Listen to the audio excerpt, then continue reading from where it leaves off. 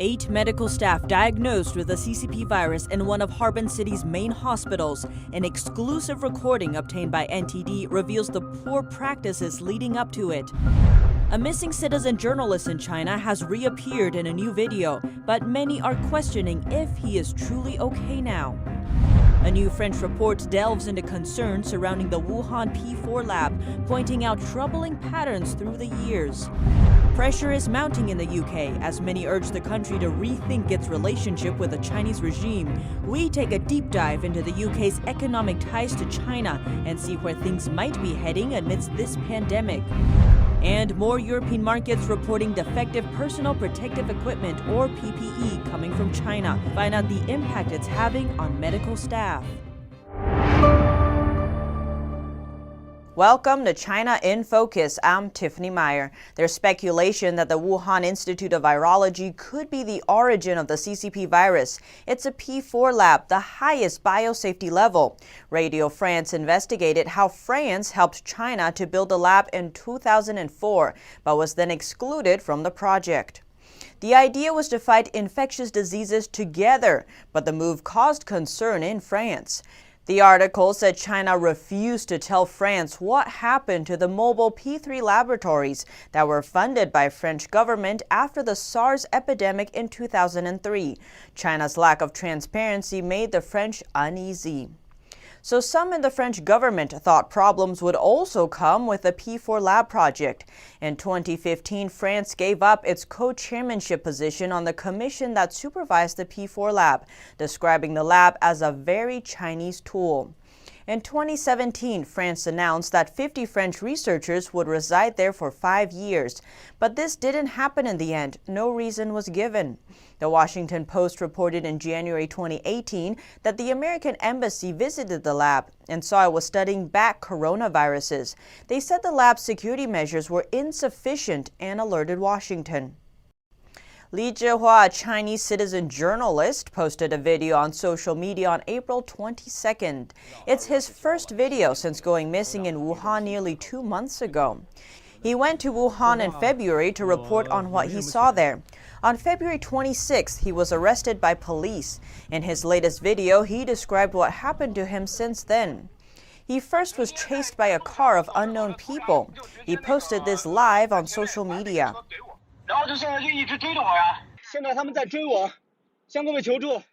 He was then taken away by police and accused of disrupting public order. He stayed overnight at the police station. Over the course of those 24 hours, I sat on an iron stool and talked to many different police officers. The police then told him that he will not be punished. But because he had been in a virus hotspot, he had to be quarantined in Wuhan for 14 days. Once he arrived at the quarantine, his phone and electronic devices were taken away. 期间一日有3餐，安全有守卫，每天都能看新闻联播。 Li didn't criticize the authorities in the video. One netizen commenting, "This video looks like a hostage reading a manuscript, but as long as you're safe, it's good." Sweden's second largest city, Gothenburg, is canceling its sister city relationship with Shanghai. The two have been tied for 34 years. It comes after Sweden shut down all Confucius Institutes in the country, the first European state to do so. There's a new movement growing in Italy of people wanting to sue the Chinese regime for the pandemic. An online petition just launched lets Italians affected by the virus seek compensation from Beijing. The head of the organization behind the movement, One Europe, estimates over 500,000 will sign, and the compensation sought could exceed 100 billion euros. And a popular hotel in the Italian Alps is also suing China for damages.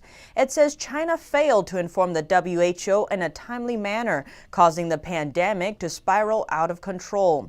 The hotel was fully booked for the ski season, but suffered devastating losses as all hotels were forced to close on March 12th. This follows lawsuits from India and some U.S. states. British think tank Henry Jackson Society published a 44-page report analyzing the legal basis for suing Beijing over the virus. And China announced today it will give another $30 million to the WHO. This comes just days after President Trump said the U.S. would freeze funding.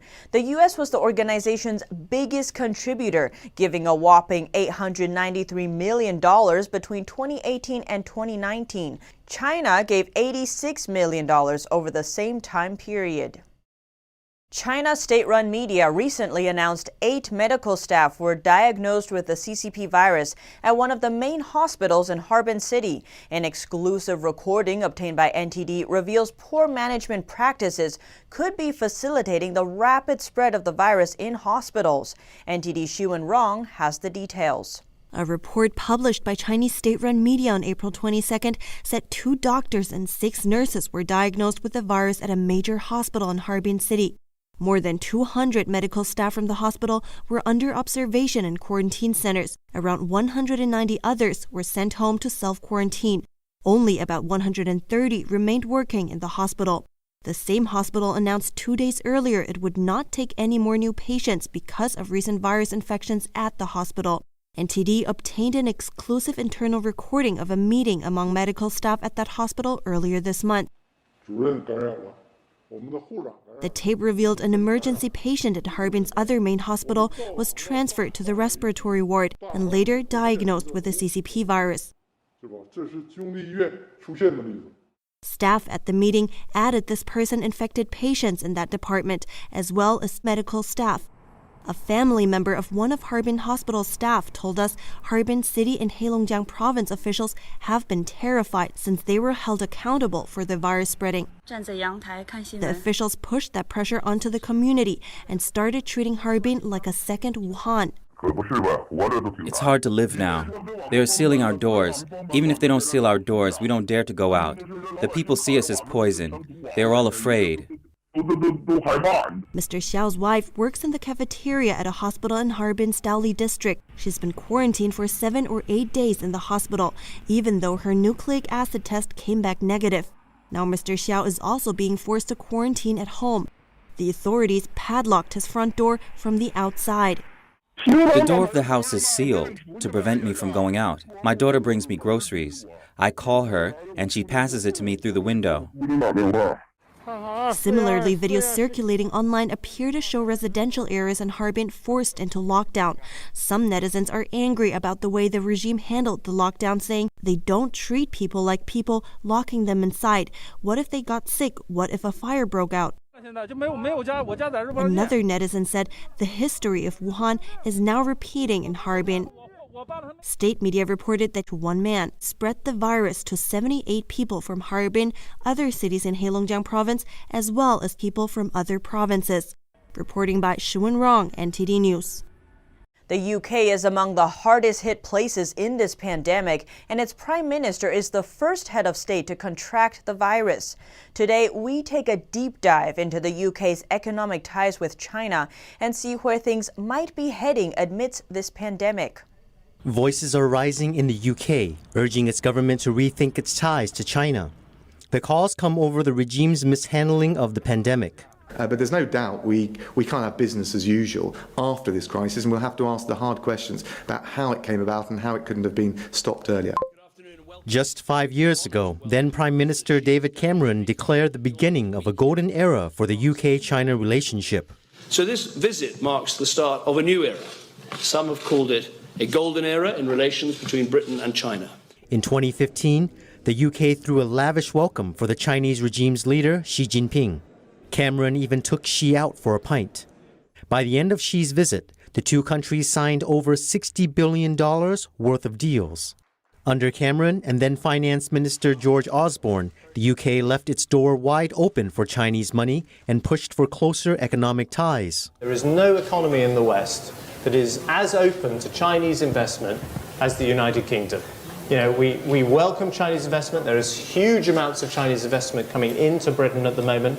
Indeed, we're attracting more investment than Germany, France and Italy put together into the UK.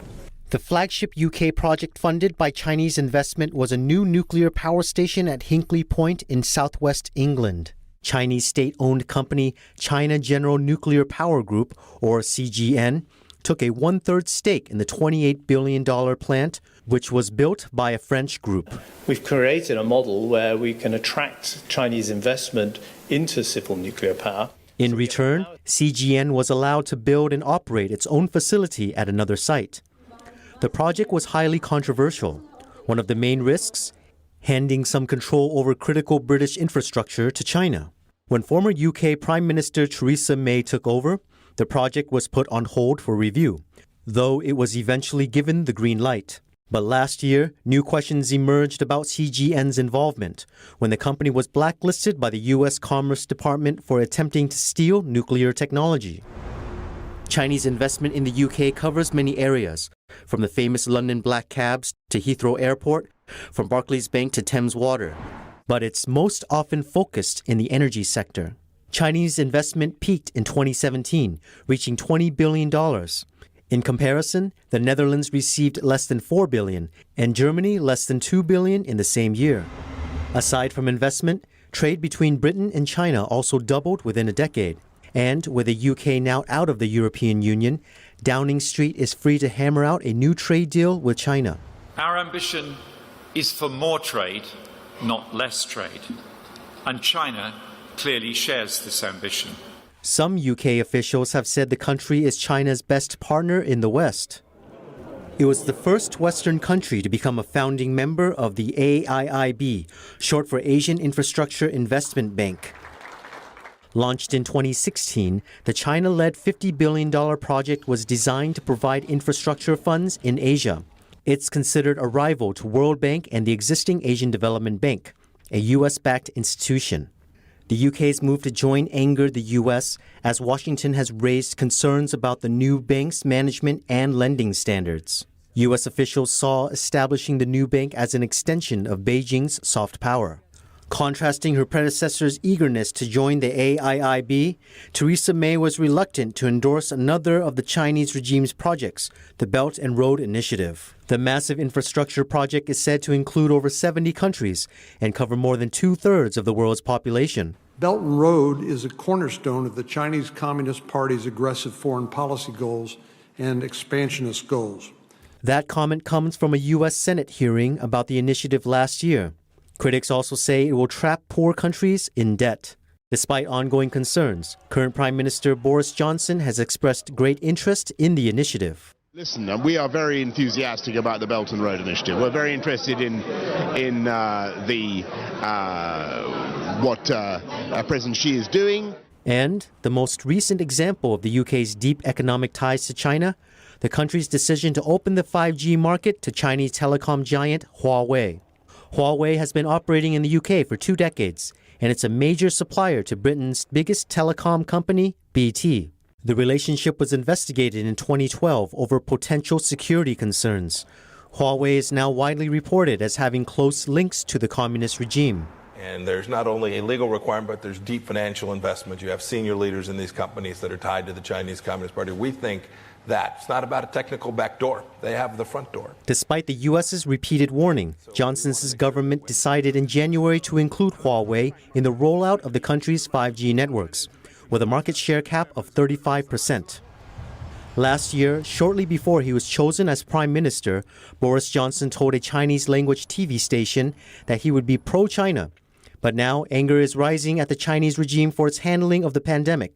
Johnson is under increasing pressure to reassess the Chinese regime's position as a trusted partner.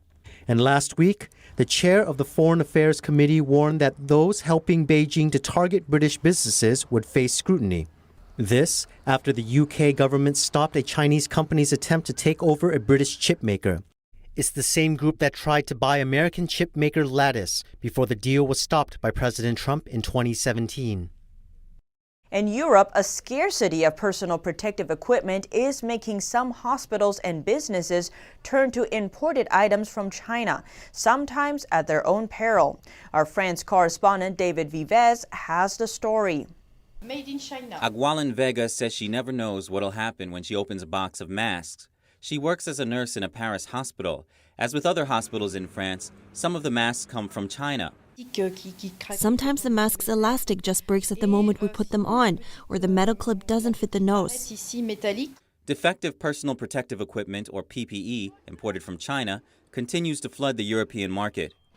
Spain on Wednesday said it was seeking a full refund for 640,000 virus test kits from Chinese company BioEasy after returning a second faulty batch meant to replace the first. Companies specialized in sourcing masks warn of Chinese companies using questionable business practices to attract buyers from Europe. Some Chinese companies fake certificates that they use to sell their merchandise to make it look like the items are up to European and American standards when they are not. NTD contacted VVR International, a company with 20 years' experience sourcing high-standard PPEs in China. We are currently working on more than 70 cases. I can say only 10% of them meet European and American standards. But that doesn't seem to discourage some buyers.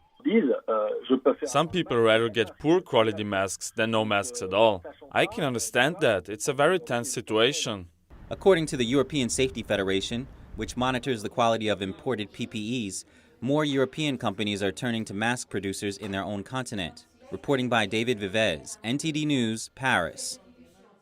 A U.S. lawmaker is voicing concern that Chinese drones used to enforce social distancing measures are a threat to national security. The Chinese company that makes them is backed by the communist regime. U.S. lawmakers and experts have concerns over the Chinese-made drones making their way into police and fire departments across the U.S. They suspect a potential national security threat because the devices can send data back to China. The world's largest consumer drone manufacturer, DJI, sent 100 of its drones to 22 states. Police use the drones to enforce social distancing guidelines, but federal agencies have already flagged the Chinese company, suspecting it of sending data to the Chinese communist regime. The drones can record critical infrastructure and law enforcement data. The agencies warn against the use of these drones, some even wanting to outright ban them. Senator Rick Scott called the situation crazy on Twitter. He wrote that the Chinese Communist Party was responsible for the spread of the virus. And now, to help combat the virus's spread, drones from a company backed by the regime are used across the U.S. The U.S. now has over 850,000 confirmed cases, and states one after another plan to reopen. The latest, Oklahoma and Montana. But in some areas, there's controversy over how and when to do it. NTD's Melina Weiskup brings us the story. Oklahoma and Montana are among the latest to lift stay-at-home orders. Some Oklahoma businesses are restarting tomorrow, while Montana has its sights set on Monday. Main Street and retail businesses can reopen their doors, but that doesn't mean that things should be just like they were before the virus. The states are joining at least 5 others in the South, which are already coordinating and plan to lift restrictions by the end of the month. But in some places, controversy is brewing over the decisions. Michigan's stay-at-home order has been extended. Michiganders will still need to stay home unless they're doing things that are explicitly permitted by the order. But some residents have expressed frustration and are protesting the shutdown. Likewise, a sheriff in Washington opposes the governor's decision for a longer shutdown. The sheriff wrote a letter calling it a constitutional rights violation and says he won't enforce it. Nearby, California residents are also protesting the stay-at-home order. Like here in Los Angeles, cars honk to express their discomfort with the lockdown. California saw its deadliest day yesterday. There was some positive news. Despite those numbers. He's referring to hospitalizations and number of ICU patients slightly dropping. And in a town near Silicon Valley, officials have started testing all residents for the CCP virus and antibodies. Testing is a top priority for states reopening, as the Trump administration is ramping up contact tracing in hopes of safely reopening the economy. Melina Weiskup, NTD News. New York's governor said yesterday he's working on a joint program with Connecticut and New Jersey to trace people who could have been exposed to the virus. And California is working to train thousands of state workers to contact trace in their state. Doctors in New York noticed that many patients with the virus are having strokes. And looking deeper, they are alarmed to find that patients' blood also thins and clots. Doctors in New York found something troubling in ICU patients infected with the virus. Many of them were having strokes, and upon treating them, doctors were struck to find blood clots. Dr. Mako said he noticed this as cases started to take off in New York. I was discussing with the president of the hospital how procoagulant this experience was, and he immediately said, "You have to talk with Dr. Poor because he's been noticing the same things in the lung." His colleague, Dr. Poor, found that blood was not circulating freely through the lungs of his patients on ventilators. That night, a kidney doctor told him that dialysis catheters were often getting blocked with clots. So they started to give patients high doses of blood thinners even before blood clots were detected. And together we discussed, which patients would most likely benefit from this. And most importantly, these drugs are very dangerous. They can cause catastrophic bleeding. Blood thinners have become a part of the hospital's toolbox, but Dr. Mako said they're still learning about the virus. Harvard University says it will refuse the $9 million in relief funds provided by the CARES Act. This decision comes after President Trump demanded the university pay the money back, saying the institution is already well endowed. Harvard has announced the university will not accept the $9 million in relief funds allotted to it by the CARES Act. On Tuesday, President Trump demanded the university pay the money back, but Harvard declined to do so. Amid mounting pressure from the president and several lawmakers, Harvard decided to decline the funding. The university stated the attention it was getting surrounding the money was not worth the relief it was designed to provide. President Trump stated on Tuesday he didn't like that Harvard was to receive relief money when the institution has about a $40 billion endowment or investment fund. The president said the relief money is meant to help workers instead. I don't like it. This is meant for workers. This isn't meant for one of the richest institutions, not only far beyond schools, in the world. They got to pay it back. I want them to pay it back. Harvard had received the relief payment from the Department of Education, not from the Paycheck Protection Program administered through the Small Business Administration. Many senators, including Ted Cruz, Josh Hawley, and Rick Scott, have criticized using taxpayer money to bail out the university. Donald Trump Jr. also disagrees with the allocation. In a Twitter post, he cited the arrest of Harvard professor Charles Lieber, who allegedly failed to disclose research funding from the Chinese Communist Party, as evidence Harvard should not receive the funding. In a statement on Wednesday, Education Secretary Betsy DeVos said it is common sense that wealthy institutions that do not primarily serve low-income students should not get additional taxpayer funds. Harvard noted that the Department of Education decides how to reallocate the funds, but asked to give special consideration to struggling institutions in Massachusetts. Mexico and the U.S. eye an agreement to reopen their supply chain after virus restrictions dampened it. India puts restrictions on Chinese investment, and more in business and economic news. Over 4.4 million Americans applied for unemployment benefits last week. Those receiving unemployment benefits were almost at 16 million the week before that. Total jobless claims for the past 5 weeks reached 26 million, but the pace of layoffs is apparently lessening. 43 states saw less jobless claims. The Mexican president said he expects an agreement that will allow U.S.-Mexico industrial supply chains to begin operating normally again. Operating restrictions on businesses designated non-essential have caused disruptions to supply chains. Mexico has only just entered its highest phase of alert because of growing CCP virus cases. India's plans to screen foreign direct investments from neighboring countries has Chinese firms concerned. They fear it will delay deals in one of Asia's most lucrative investment markets. The tougher rules were not a surprise. Other countries are also on guard against fire sales of corporate assets during the pandemic. 2 pet cats have been confirmed to have the virus. The CDC made the announcement Wednesday. It's the first time the virus has been found in domestic animals in the U.S. The cats were from different areas of New York State, and both were taken to vets because they had mild respiratory illness. The first cat came from a household in which none of the residents had any symptoms. The second cat's owner was later diagnosed with the virus. But another cat in the same household appeared to show no signs of infection. Both cats are expected to make a full recovery. And German Chancellor Angela Merkel warned her citizens not to relax social distancing measures, saying the virus is far from over. German Chancellor Angela Merkel said on Thursday that we are not living in the final phase of the pandemic. She said we're still at the beginning and have to act accordingly. Just yesterday, the European country gave a green light to human trials of the potential CCP virus vaccines. The trial is only the fourth in the world of a vaccine targeting the virus. And according to UK's top medical officer, a vaccine is needed in order to ease restrictions on the island country. He said the measures are likely to be needed even after this year ends. Meanwhile, the government is under fire for allegedly failing to fully explain partial death data, for providing only limited testing, and for a lack of equipment for hospitals. And in a Finnish supermarket, doors without door handles were tested earlier this week. The shape of the handle allows the door to be opened with an arm instead of a hand. Its goal is to prevent the spread of microbes through door handles. Norway could see its biggest decline in mortgage demand since the 2008 financial crisis. The decline is caused by the effects of the virus outbreak. And now to Australia, where the nation's Prime Minister today threw his support behind an independent probe into the pandemic. He says all member nations of the WHO should support a review and be obliged to participate in it.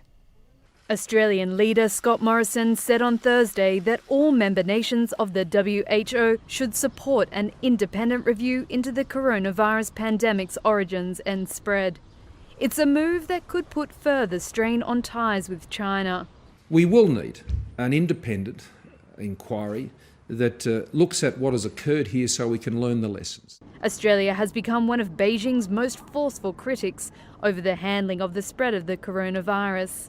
Beijing has called these efforts US-led propaganda against China.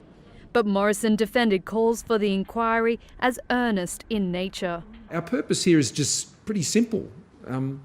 We'd like the world to be safer when it comes to viruses. It seems like a pretty honest ambition that I'm sure most people in the world would agree with. So it'd be great if we could achieve that, and that's the spirit in which we're pursuing this, and I would certainly hope that any other nation, be it China or anyone else, would share that objective. Australia's call for global action comes as it has seen success in slowing the coronavirus, with around 6,600 cases of infection and less than 80 deaths. Morrison says Australia will push for the inquiry during the WHO Assembly on May 17th. And now to Germany. In this economic crisis, it's seeking to protect its industry from unwanted takeovers, including from China. Today, its parliament discussed a new bill. NTD's Germany correspondent Christian Watchen has the story. On Thursday, Germany's parliament, the Bundestag, discussed a reform to its foreign direct investment rules.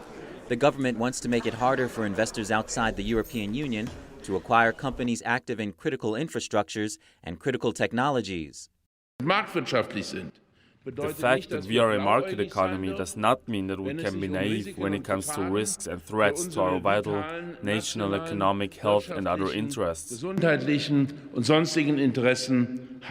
The new rules would mean all investments of 10% or more are pending until clearance is granted, and the threshold for a mandatory government review would be lowered from actual danger to likely detriment to public order or security. German industry associations and some opposition parties criticize the new rules as protectionism. To seal us off here won't help us in this discussion. Newly added to mandatory approval are companies active in critical technologies, such as artificial intelligence, robotics, semiconductors, biotechnology, and quantum technology. Some observers see this as a direct swipe at the CCP. Its Made in China 2025 program seeks global domination in exactly these fields. And some are concerned China could use the current crisis to go on a shopping spree in Europe. Under the old rules, the German government unsuccessfully tried to stop the takeover of German industrial robot maker KUKA through a Chinese investor 4 years ago. The bill is likely to pass. Reporting by Christian Watchen, NTD News, Berlin. Here at China in Focus, we dedicate ourselves to bringing you truthful, unbiased reporting. Don't forget to subscribe for the latest updates, and see you tomorrow.